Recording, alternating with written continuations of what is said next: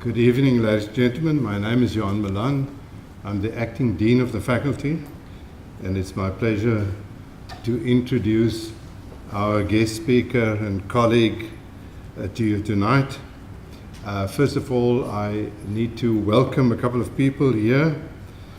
We have to say welcome to Professor Eugene Kluter, the Vice Rector of Research and Innovation, who is always the leader of the pack when it comes to these occasions, the main functionary. We have to also recognize Professor Nico Koopman. Where is he now? Professor Nico Koopman, Vice Rector Social Impact Transformation. Professor Stan du Plessis, Chief Operating Officer Designate. One of our own Vice Deans, Professor Ronel de Prier. Whereabouts are you, Ronel? There you are. Professor Ronel de Prier is Vice Dean Teaching. And then the most important people here tonight, family and friends of Professor Pillay and colleagues. We regard the inaugural address as a joyous occasion because during this we celebrate the academic achievement of our colleague and also their career progression up to this point. I would like to briefly introduce Professor Pillay to you. Pregala Solosh Pillay was born on 26 March 1968 in Chatsworth, Durban, and is the daughter of Mrs. M. Pillay and the late Mr. M. Pillay. Her siblings are Colin, Sandy, and Kevin, and she is mum to Kay Uren. She matriculated at Proteus Secondary School in 1985. Her father worked as a supervisor in a factory in Durban, and through the generous contribution of his employer, namely PAM Clothing, she was able to further tertiary studies. She holds a B. Admin Honours Cum Laude, M. Admin Cum Laude, and Doctor of Administration from the former University of Durban Westville, now known as the University of KwaZulu-Natal. She obtained certificates in town management, urban development, enhancing leadership and policy implementation skills, and oral methodologies in empowering communities in HIV/AIDS from the University of Michigan in partnership with the Durban University of Technology. In 2013, she joined the School of Public Leadership at Stellenbosch University as an associate professor and was promoted to full professor in 2015. She is currently Vice Dean Social Impact and Transformation in the Faculty of Economic and Management Sciences, Director of the Anti-Corruption Center for Education and Research, and Psychiatrist Research Chair. As an academic, she has a wealth of experience in teaching diverse public administration modules at undergraduate and postgraduate levels, and have supervised and mentored a number of master's and doctoral students. As a researcher, her publications and areas of expertise include contemporary issues in public administration, local government, service delivery, ethics, leadership, and corruption. She has read papers at numerous national, continental, and international conferences. She is a board member of the Journal of Governance and Public Policy and a co-chair of the Working Group on Women, Diversity and Equity of the International Association of Schools and Institutes of Administration. Professor Pillay is also an adjunct professor in the Department of Public Administration at the University of Zululand. I can just add that we have come to know her as a level-headed, approachable, pleasant and charming person. And yes, with respect to your inaugural address, you have our undivided attention. Thank you.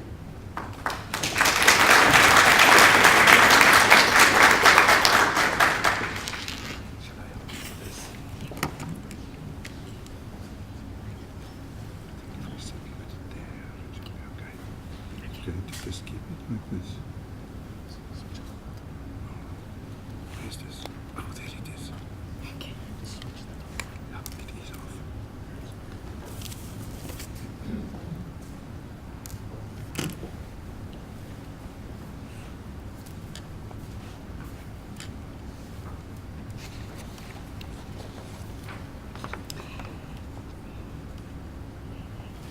Stellenbosch University senior executives, my distinguished colleague from the presidency, Mrs. Polani Kole, esteemed representatives from the South African Institute of Chartered Accountants, renowned academics from our sister universities in the Western Cape, eminent academics and staff members from Stellenbosch University, my dear colleagues from the School of Public Leadership, guests, friends, and family. I extend a very warm welcome to you at my inaugural address. At the outset, I would like to dedicate this inaugural address to my late dad, Mr. Solosh Pillay, who was my source of inspiration and who instilled in me the value of education and lifelong learning. My inaugural address this evening is entitled Ethics, Public Trust and Corruption, Reflections on the South African Realities. I very briefly provide an executive summary to outline the purpose of this inaugural address. My address revolves around the actions of elected representatives in government and people in society, the corruptor and the corruptee, who abuse power and misuse public resources for personal gain, such as exchange of money, sponsored holidays, executive gifts, luxury cars, nepotism, favoritism, and so on. Corruption benefits only a few, while millions of people are trapped in poverty and are deprived of basic services. This ultimately leads to the rich getting richer and the poor remaining stagnant and poorer, and ultimately leads to the weakening of the economy, such as the happenings in South Africa. And corruption leads to the destruction of morals and ethics. And the public slowly but surely start to lose faith, confidence, and trust in our government. People's expectations in post-apartheid are high, as they have aspirations of accessing quality services and accountable government in a rights-based society. It is time to pay serious attention to these ills, and I believe collectively we can make a meaningful contribution through dialogue, research, training, and ethical action for a better tomorrow. I now start off with my slides.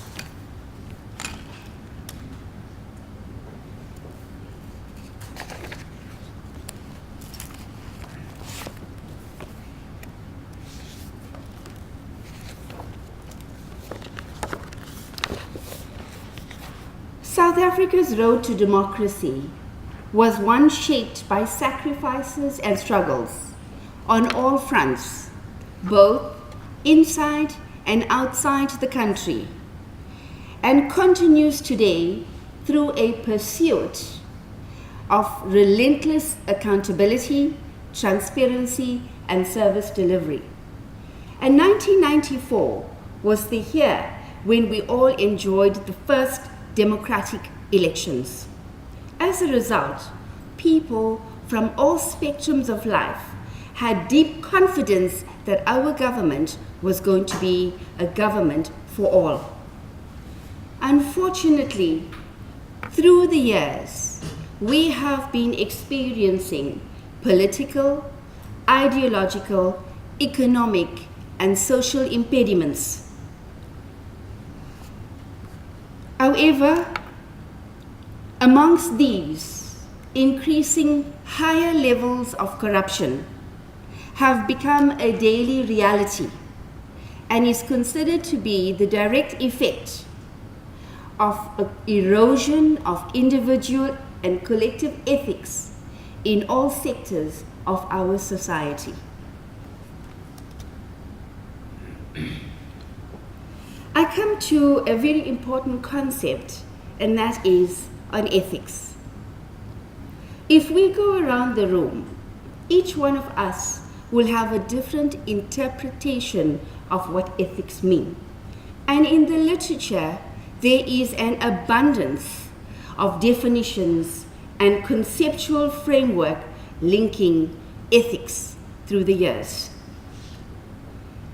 Ethics is rooted on personal or collective choices, decisions, behaviors, and individual, collective, or societal values. The distinction of what is right or wrong, duties, responsibilities, and decisions, moral principles and obligations, moral values as a theoretical or practical reality, and a guiding philosophy.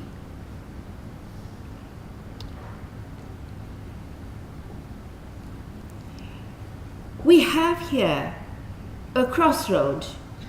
Today, people have moral and ethical dilemmas about compliance, about morality, about what is right, what is wrong, and the choices that we make.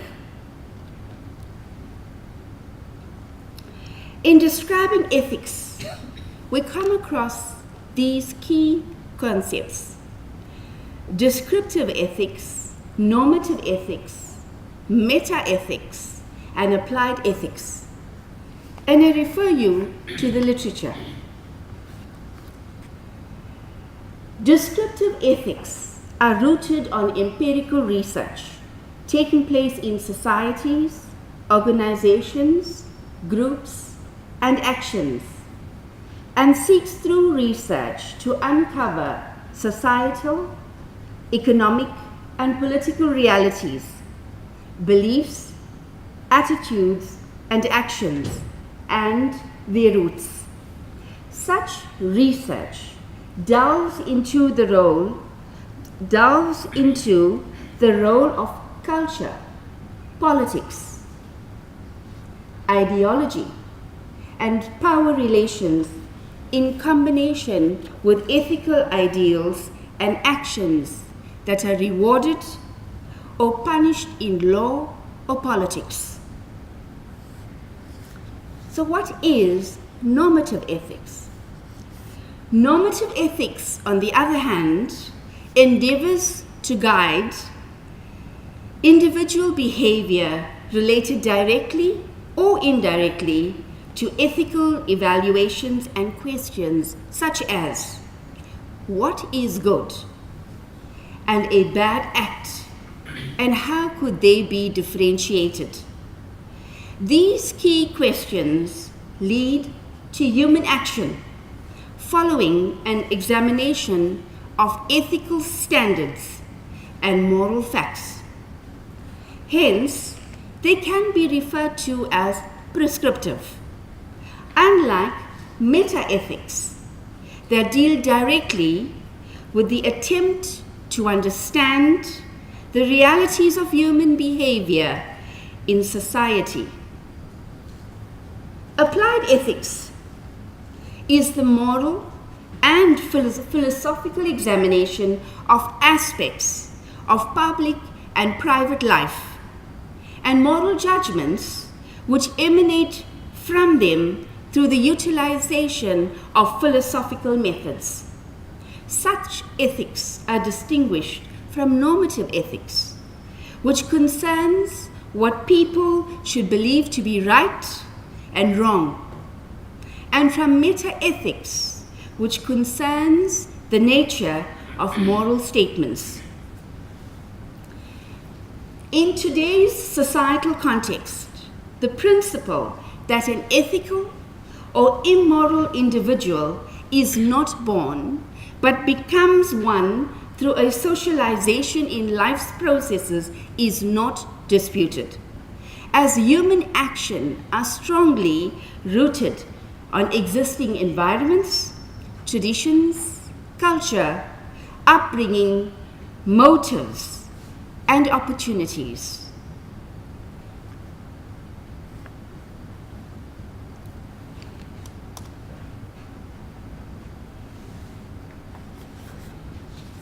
South African population demands from the country's public service ethical standards of the highest level, incorruptible, fair, transparent, unbiased, accountable, and equitable behavior, effective and efficient utilization of existing resources, and ethical foundations in public participation and communication that will ultimately lead to a developmental public administration.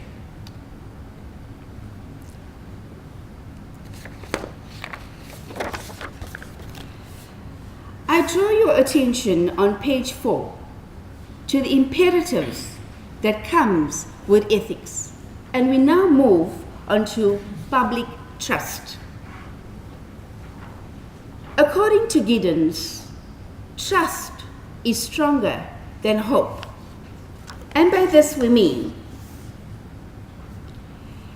in a wide variety of definitions in a number of scholastic disciplines, pioneers in the exploration of this concept and its social significance have been pinpointed the personal elements in decision making, and it's related to the truster's assessment of the intentions of the trusted regarding a course of action or omission.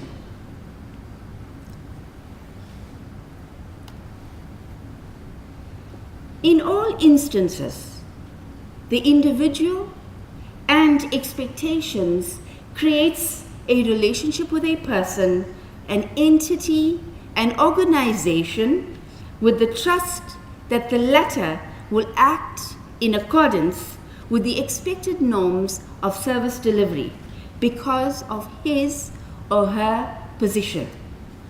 Subsequently, it is assumed that trust as an expectation is basically a subjective concept. And why is it a subjective concept? The trust people have in government and its officials, state institutions, and executives differ significantly from interpersonal trust because of the multifaceted nature and complexities of the system. Political acts such as corruption, lack of ethics, state capture, perpetual legal violations that lead to mistrust and threats to the very legitimacy of the system or non-compliance to the law by citizens.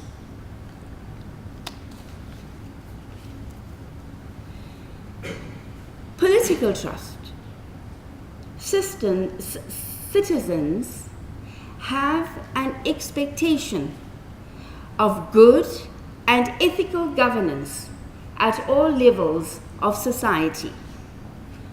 Politicians and public administrators are obligated and expected to adhere to the principles of accountability, transparency, and integrity that are the cornerstones of the anti-corruption measures such as detection, prevention, and deterrence.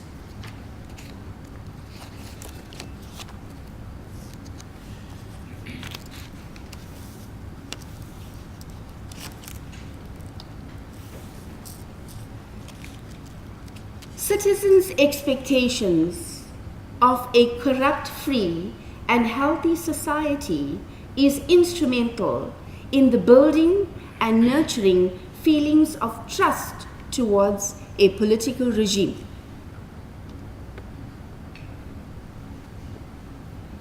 Political mistrust is directed at individual politicians, political parties, or institutions of the state, or towards the political system in its totality. In most societies, actions, inactions, decisions, and/or policies are in a perpetual social and political scrutiny that starts from the lower echelons of a public administration terrain, moves upwards to a municipal manager at local level, and then to the higher echelons of state apparatuses. People's trust in government, state apparatuses, political parties, and leaders are rooted on the belief that they act at all times with honesty, accountability, characterizing what can be described as a healthy democracy. People trust in state and government is the foundation of active political, public, and community participation in governance processes and ever-increasing political involvement on state affairs and activities. Globally and in South Africa, when mistrust becomes a political and social reality, the citizenry tend to reveal their dissatisfaction through a continuous perpetration of local or national protests that could lead to violence and societal destabilization. So what is the public looking for? The public is looking for transparency, for ethics, and for their input to make sure that the workings and machinery of government are above reproach.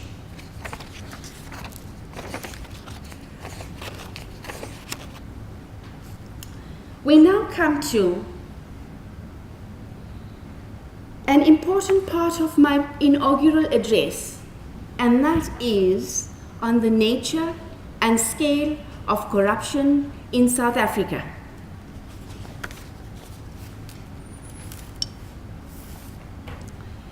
Transparency International Corruption Perception Index in 2016 elevated South Africa's rank from 45 from 44, but its overall score of 170 countries reviewed fell 3 points to 64 amongst 176 countries.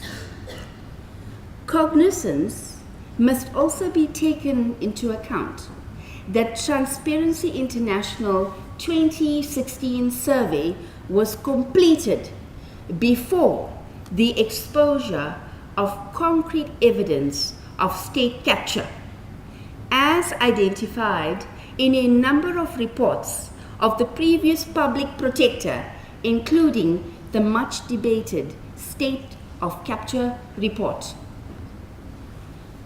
Corruption, you would agree with me, ladies and gentlemen, is a serious impediment to the country's economic and social development, emanating not only from Section 9 institutions and the media, but also senior officials of the ruling party, including the Secretary General.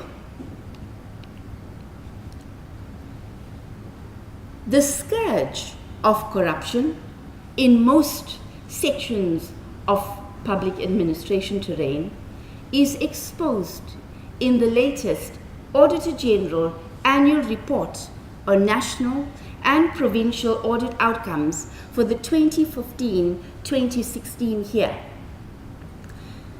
Having audited 169 national and provincial departments and 315 public enterprises with a budget of 1.2 trillion for 2015-2016, irregular expenditure worth 46 billion was exposed, and provincial and national departments, of which PRASA contributed 13.9 billion.